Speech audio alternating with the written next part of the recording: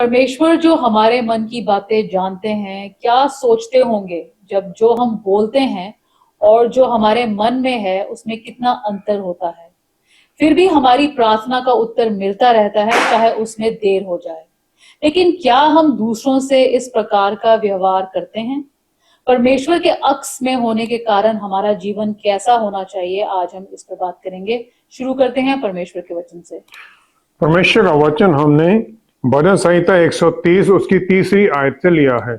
यहाँ इस प्रकार लिखा है, हे यहोवा, यदि आप अधर्म के कामों का लेखा लें तो हे प्रभु, कौन खड़ा रह सकेगा?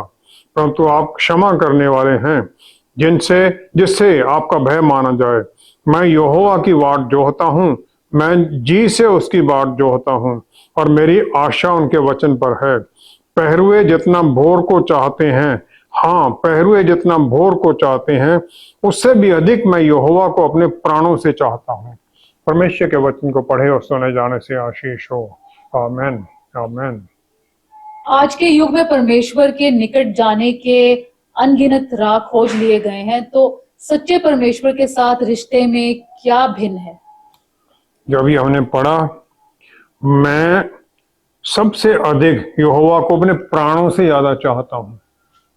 मूसा यहूदी लेवी फैमिली में, परिवार में जन्म हुआ उसका, लेकिन उसे फिरौन की लड़की ने बड़ा किया।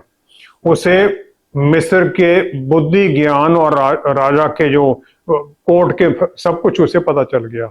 निर्गमन 2 अध्याय 10वीं आयत में हम देखते हैं, फिरौन की बेटी ने उसका नाम मूसा रख दिया। उसने कहा, क्योंकि मैंने इसे पानी में से निकाला, क्योंकि मूसा को नील नदी में छोड़ दिया गया था।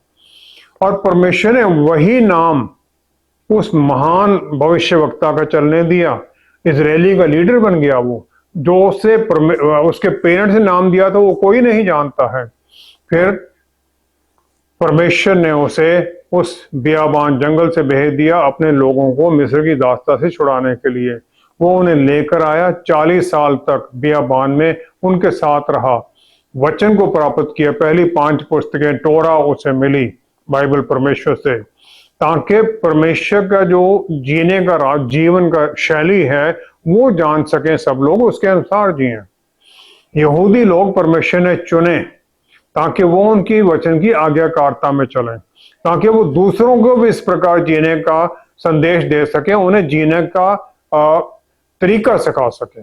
निर्गमन 33 अध्याय के 11 से 13 आयत तक हम देखते हैं, मूसा परमेश्वर और उनके लोग इजरायलियों के बीच में लिंक के तौर पर काम करता था। और यहाँ लिखा है, और यहोवा मूसा से इस प्रकार आमने सामने बातें करते थे, जिस प्रकार कोई अपने भाई से बातें करे, अपने भाई से बातें करे। इतना नजदीकी का उनका रिश्ता था। मूसा इस नजदीकी के रिश्ते तक इसलिए पहुंच सका क्योंकि जब भी वो परमेश्वर के सामने जाता था, अपना विचार, अपना मन, अपनी भावनाएं सब कुछ खोला उनके सामने कर देता था, कोई छुपाता कुछ नहीं था वो। निर्गमन 34 में हम देखते हैं 29 से 33 आयत में, मूसा को परमेश्वर ने दोबारा बुलाया 10 आज्ञाएं देने के लिए, कि पहली वाली तो उसने तोड़ दी थी जब सोने का बछड़ा बनाया गया था। जब वो वापस आया तो यहाँ लिखा है 29 आयत में, यहोवा के साथ बातें करने के कारण उसके चेहरे से किरणें निकल रही थी, परंतु वह यह नहीं जानता था, उसका मुंह चमक रहा था। परमेश्वर की हजूरी में रहने के कारण उसके शरीर का बदलाव आ गया था, परमेश्वर की महिमा की रोशनी उसे चमक रही थी। जब हम परमेश्वर की हजूरी में समय व्यतीत करते हैं तो हमारे पूरे अस्तित्व पर फर्क पड़ता है, हमारे मन के विचारों पर, दिल की भावनाओं पर, प्राण में और शरीर में, हर तरह से हमारे पूरे ऊपर असर पड़ता है। उत्पत्ति 2 अध्याय 7वीं आयत हम देखते हैं, परमेश्वर ने मिट्टी से इंसान को बना दिया, फिर उसने नथनों में श्वास फूंक दिया और इंसान जीवता बोलने वाला पुरुष बन गया। परमेश्वर जीवन का सोर्स है, स्रोत है, और रोशनी भी उन्हीं से आती है। और उनका जो उन्होंने सांस फूंका, उसके द्वारा उन्होंने अपनी महिमा की रोशनी का एक अंश इंसान में डाल दिया। इस प्रकार उसे यह बल दे दिया कि जो उसे अधिकार दिया गया पूरी बनाई हुई चीजों के ऊपर, उस बल के द्वारा वो इस्तेमाल कर सके। पाप के बाद में आदम और ईव को अदन बाग से निकलना पड़ा, और परमेश्वर की हजूरी से भी उन्हें निकलना पड़ा, जहां पर वो सब आशीषें थी। उत्पत्ति 3 की 21 आयत में हम देखते हैं कि परमेश्वर से उनकी अलहदगी, आत्मिक अलहदगी इतनी ज्यादा होगी क्योंकि मृत्यु थी उनकी, अलहदा हो गए, वो तो अलग हो गए। तो परमेश्वर ने अपनी महिमा की रोशनी उसमें डाली थी, उससे चमड़े की अंगरखों से ढक दिया, जिसके द्वारा उन्हें उन्हें वो वस्त्र पहना दिए, चमड़े के अंगरखे पहना दिए।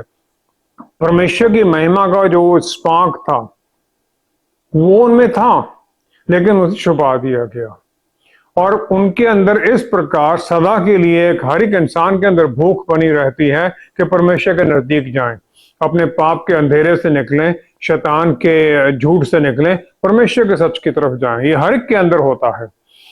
यूहन्ना 8 की 31 से 33 आयत में प्रभु यीशु ने यहूदी लोगों को जो उन पर विश्वास करते थे उन्होंने कह दिया।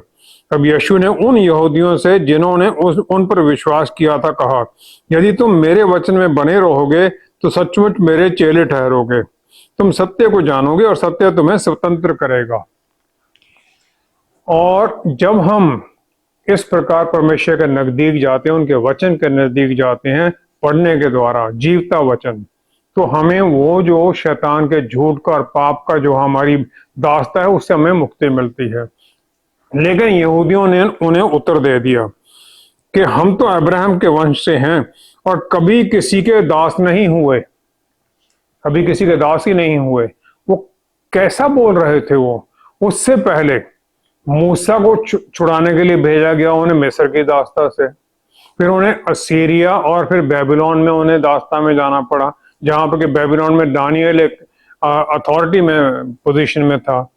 और प्रभु यीशु की मिनिस्ट्री के दौरान वो रोम के द्वारा रोम उन पर राज्य कर रहा था।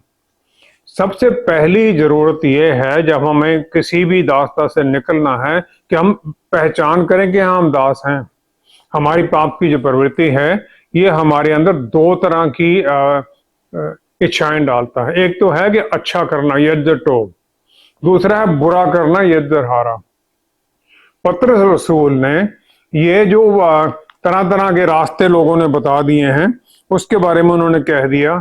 दूसरा पतरस 2 अध्याय उसकी 19 आयत में उन्होंने ये कह दिया, वे उन्हें स्वतंत्र करने की प्रतिज्ञा तो करते हैं पर आप ही सड़ाहट के दास हैं, क्योंकि जो व्यक्ति जिससे हार गया है वह उसका दास बन जाता है।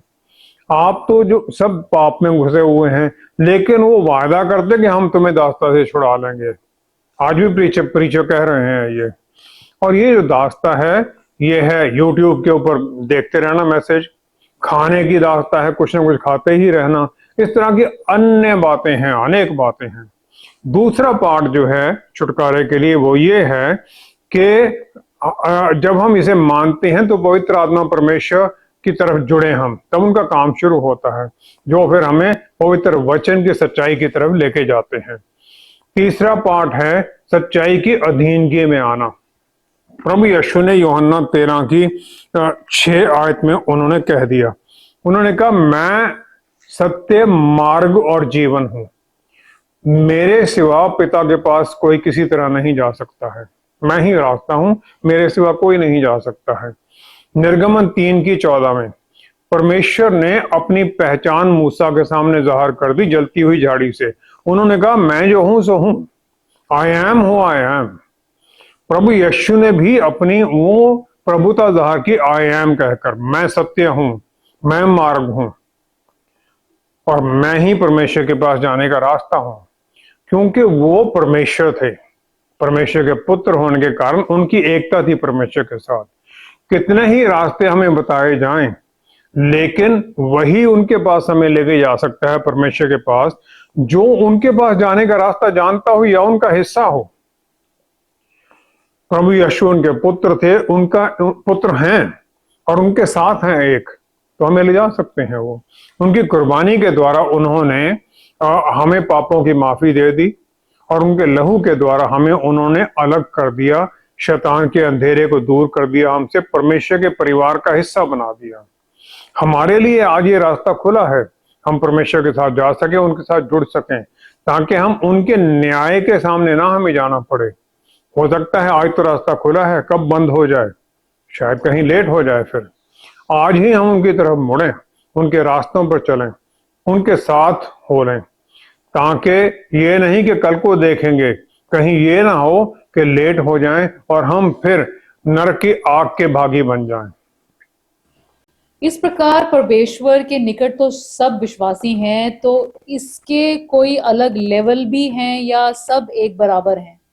पहला शमूएल पहला अध्याय उसकी 10 से 13 आयत में हम देखते हैं, हन्ना है जो उसके पति एल्काना की दूसरी पत्नी पेनिन्ना के जो उसके ऊपर ताने मारती थी उसके कारण दुखी थी, कोई हन्ना बांझ थी।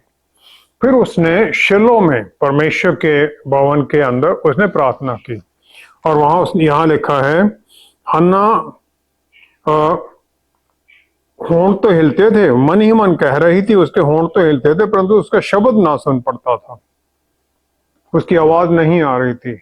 एली जो हाई प्रीस्ट था, महायाजक था, वो उसे नशे में समझ गया, सोचे ये नशे में है। उसने उसे कह दिया कि तुम कब नशे से निकलोगी। तब हन्ना ने उसे कह दिया, मैं तो दुखिया हूं, मैंने ना दाखमधु पिया है और ना मदिरा, मैंने अपने मन की बात खोलकर यहोवा से कही है।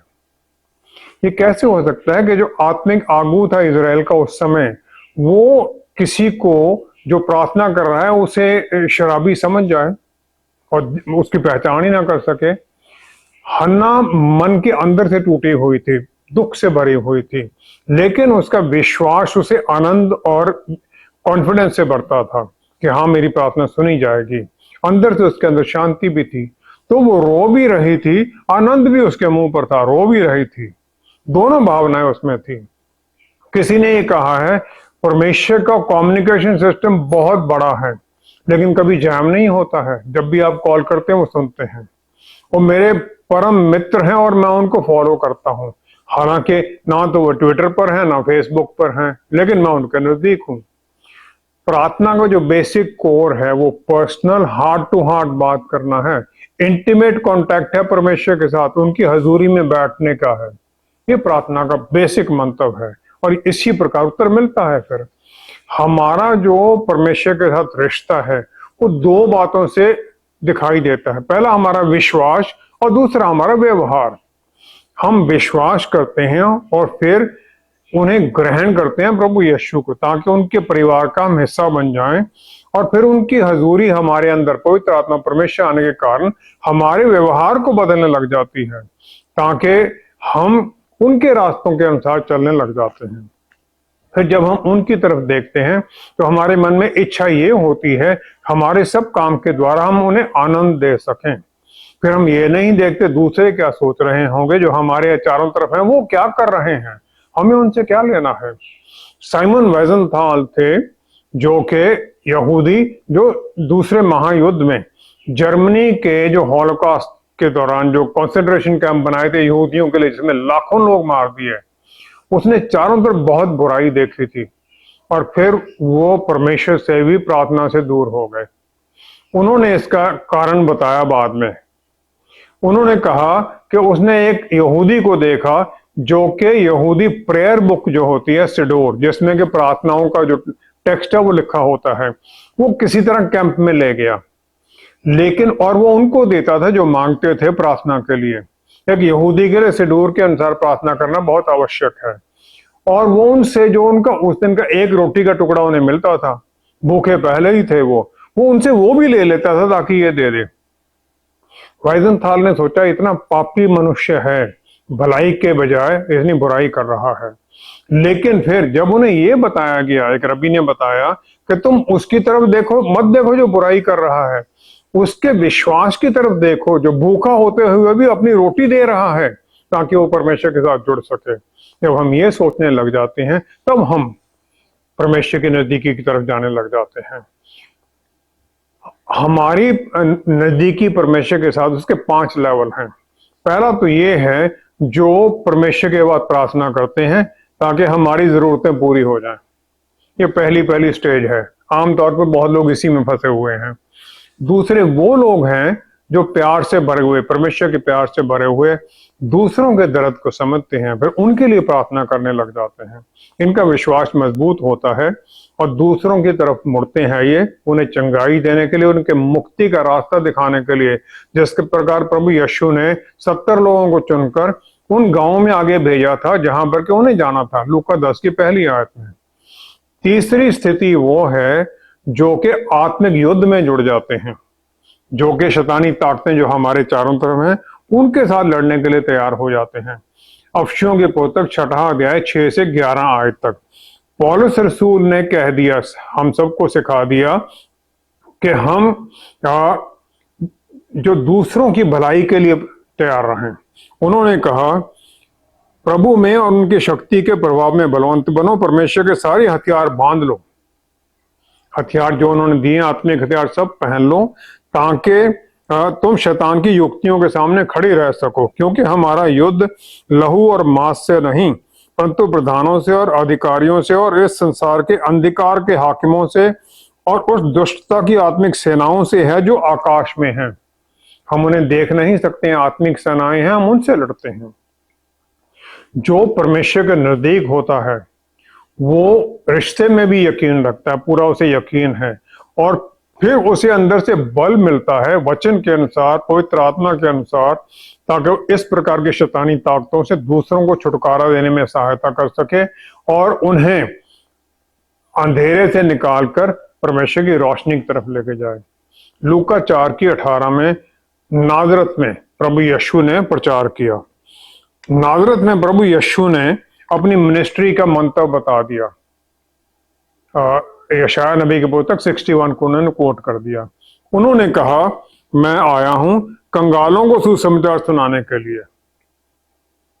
दूसरा उन्होंने कहा, बंदियों को छुटकारे का समाचार देने के लिए।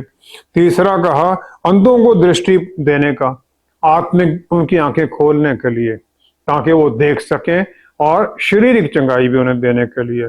और फिर उन्होंने कह दिया, कुचले हुओं को छुड़ाएं, जो कि शैतानी ताकतों के कब्जे में थे उन्हें छुड़ाएं। एक विश्वासी को ये तीनों काम करने हैं, सब काम करने हैं।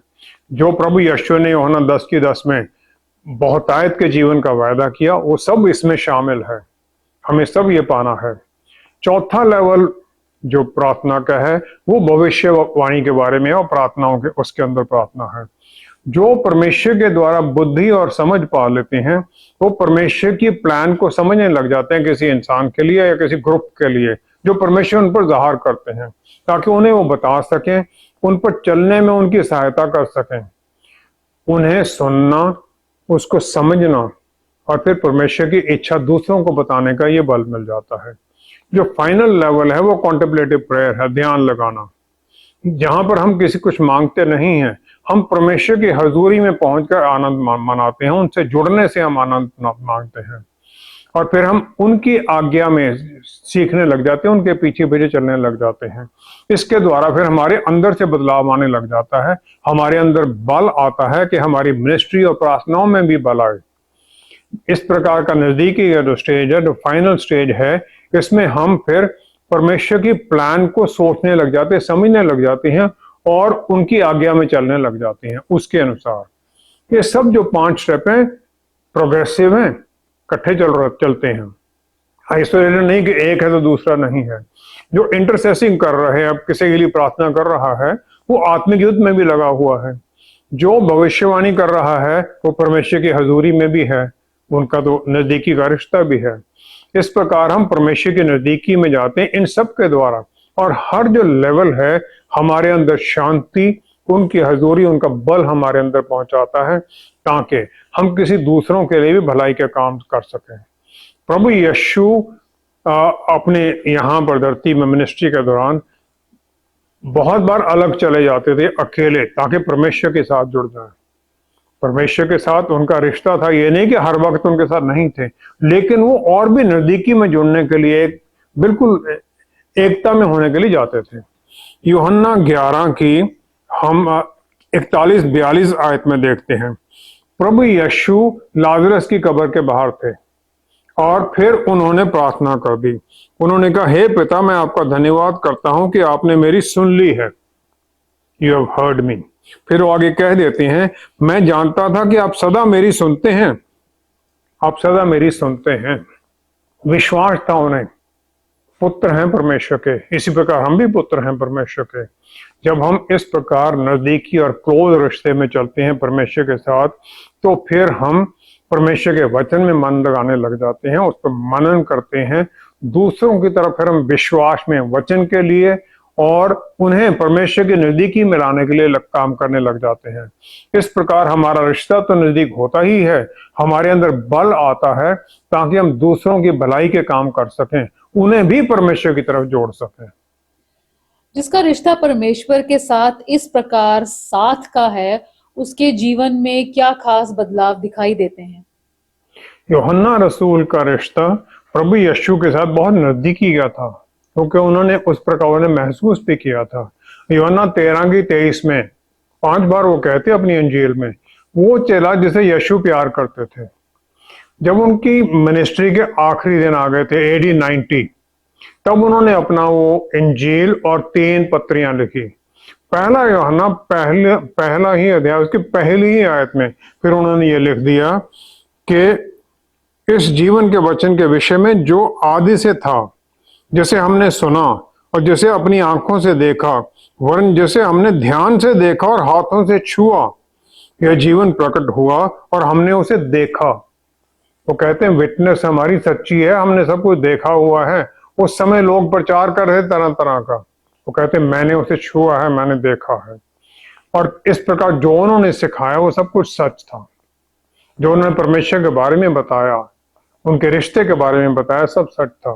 फिर पहला यूहन्ना 4 अध्याय उसकी 8वीं आयत में वो कह देते हैं, जो प्रेम नहीं रखता वह परमेश्वर को नहीं जानता, क्योंकि परमेश्वर प्रेम है। God is love.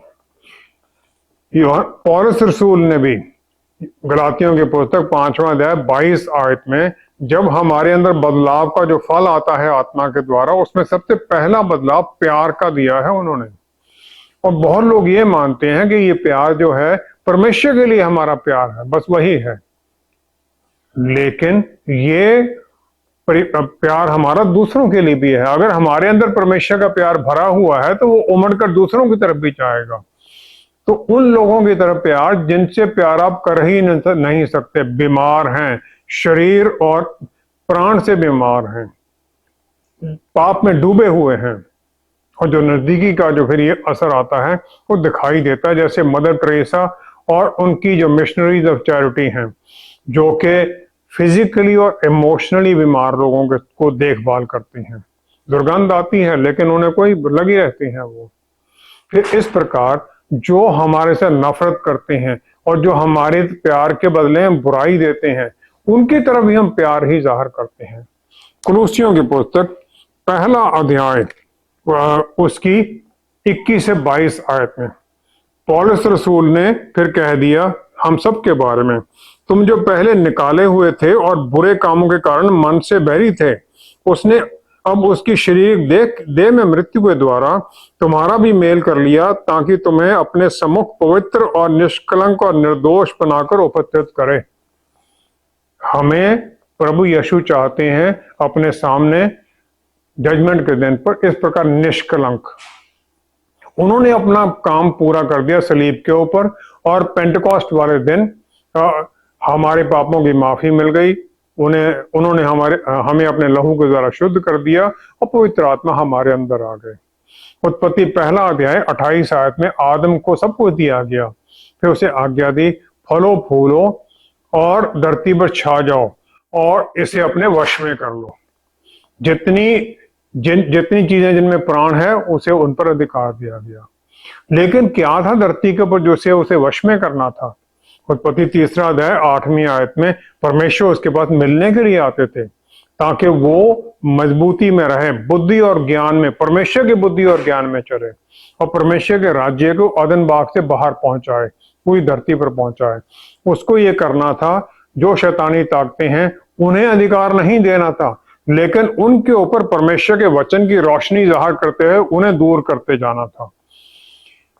इजरायलियों को निर्गमन 20 में परमेश्वर ने 10 आज्ञाएं दे दी और पहली 5 किताबें दी गई उन्हें, और उन्हें ये दिखा दिया गया कि इसके द्वारा, वचन के द्वारा उन्हें जीवन जीना है, ताकि वो जो जीवन जी रहे हैं उसको देखकर दूसरे लोग भी परमेश्वर के बारे में जाने। वो लाइट बेरर बन गए थे, रोशनी के सूचक बन गए थे, लेकिन वो भटकते रहे और परमेश्वर से दूर हो गए, और इस प्रकार उन्हें दुख भी उठाए।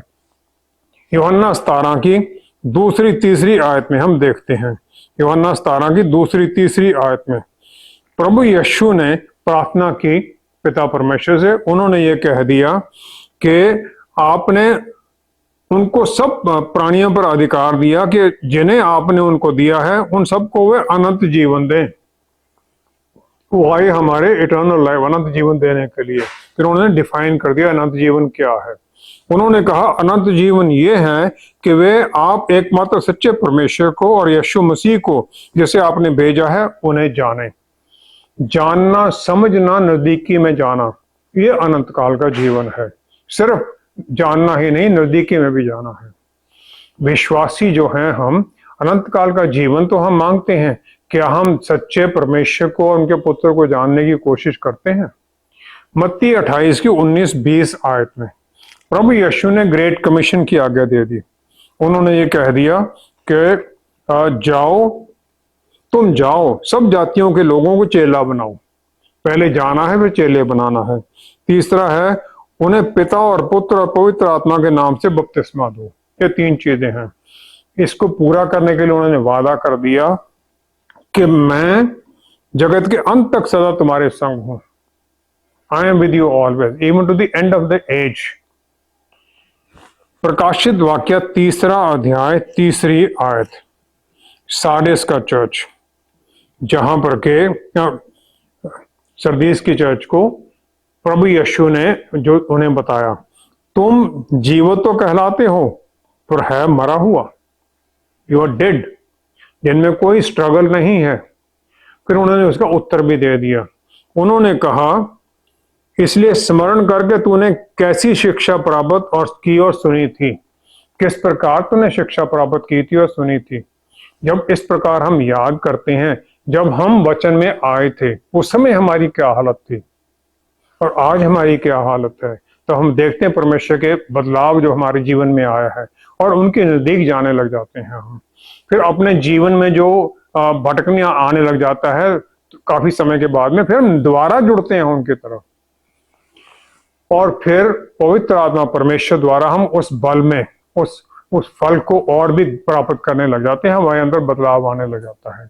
इस प्रकार की नजदीकी जो है आज्ञाकारिता में, और एक अंदर से इच्छा बढ़ जाती है कि हम उनकी तरह बनते जाएं, उनकी तरह काम करें, उन्हें पहन लें, उनकी तरह ही सब कुछ हो हमारा, उनका जीवन हमारे अंदर से जिया जाए।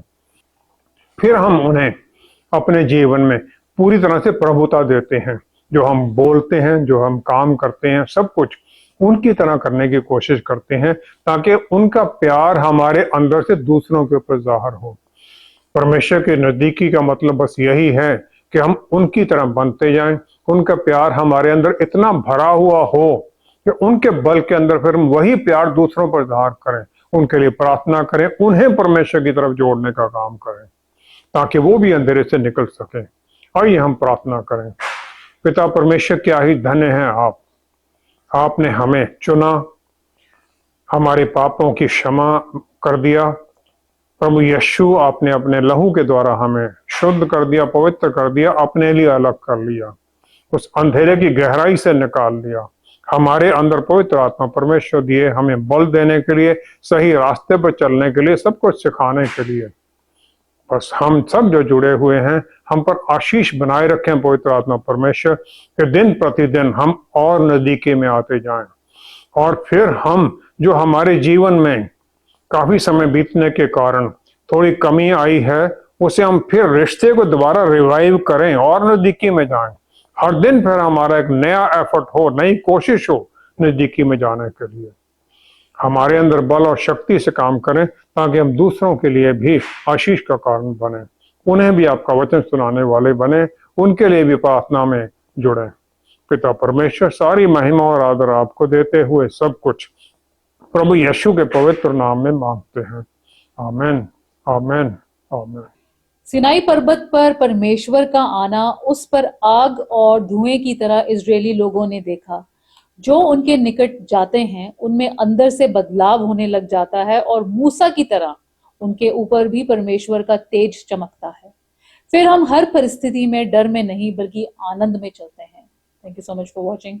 सी you next time. Stay blessed. Shalom.